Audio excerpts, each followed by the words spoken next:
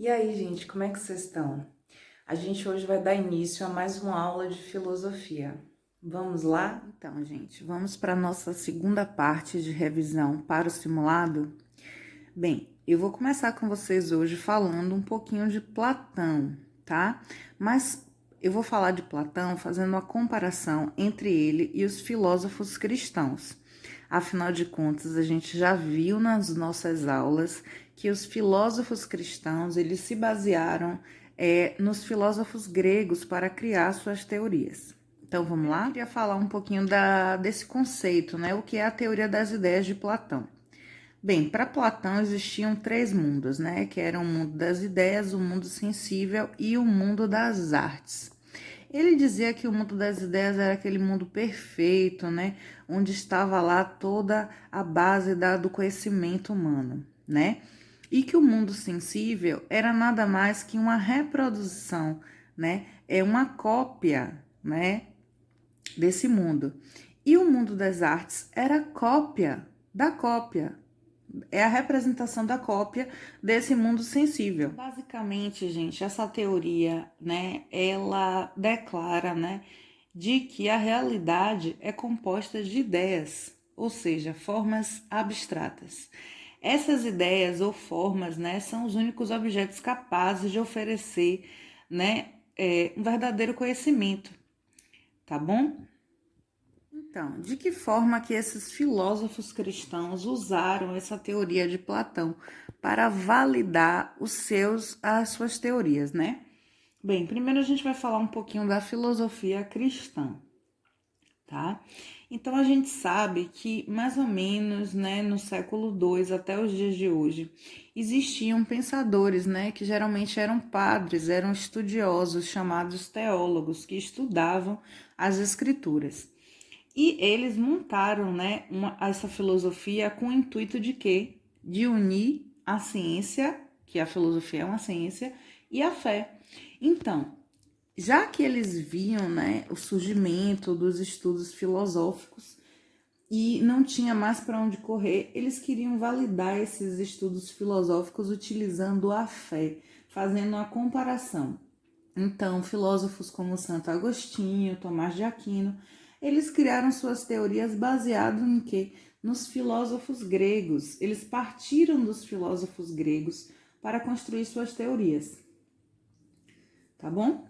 Então, algumas teorias, né, como a construção do céu e do inferno, né, a divisão dos mundos, né, elas são teorias que partem, sim, da filosofia dos gregos, né, como Platão, Aristóteles. Por exemplo, Santo Agostinho foi o primeiro grande filósofo cristão, tá? Então, ele criou a ideia da interioridade, que é o quê? Que nós humanos somos dotados de uma consciência moral e de um livre-arbítrio. Isso é uma criação, gente, de Santo Agostinho. Outro filósofo cristão importante, gente, é Tomás de Aquino, que criou a escolástica, né?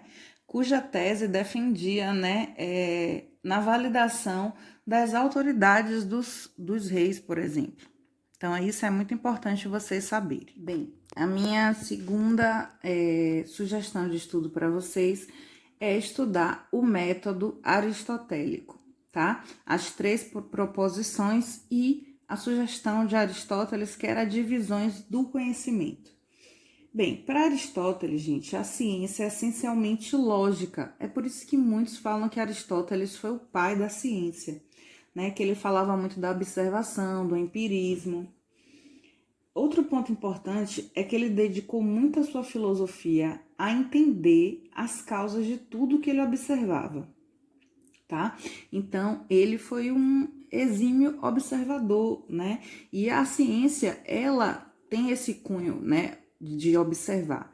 Então, por isso que falam que ele foi muito importante para a ciência, né? Como a gente entende hoje, essa ciência empírica, a ciência da investigação, a ciência, né, dos testes, da experimentação.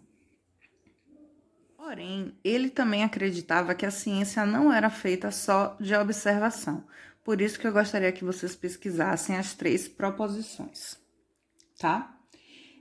Também é importante entender que diversos fenômenos, né, da natureza, que ele observava, por exemplo, a razão, né? A razão humana também era importante, né, para esses experimentos da ciência. Aristóteles, gente, definia a ciência como um conhecimento verdadeiro, o conhecimento através das causas, por meio do qual é possível superar os enganos e as opiniões e compreender a mudança e o movimento. Bem, a minha dica para a nossa sexta questão do simulado é filosofia versus teologia.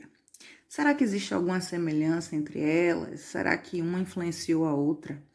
Olha só, a gente sabe que a teologia, né, é o estudo das escrituras. Portanto, todo conhecimento e toda revelação, ela parte do divino, tá? E a filosofia, a gente sabe que todo o fundamento da filosofia é o quê? A razão humana, que é o pensamento, o questionamento humano, tá bom? Mas existe sim uma relação muito profunda entre ambas. A gente sabe que lá em torno do século da Idade Média, por ali, a teologia, gente, ela percebia, né, que o conhecimento ele começava a se espalhar, né, e que não existia mais como escapar, né, da busca por esse conhecimento. Então a filosofia já era bastante desenvolvida e a teologia passa a usar, né, usar pensadores, né, filósofos para validar as teorias divinas. Então, é bem importante que vocês saibam disso e se quiser se aprofundar, a gente tem aula sobre isso, tá bom? Eu espero, gente, que nossa revisão tenha deixado claro para vocês o que é que eu espero de vocês no simulado. Eu vou ficando por aqui, eu deixo um grande abraço para vocês e um bom estudo.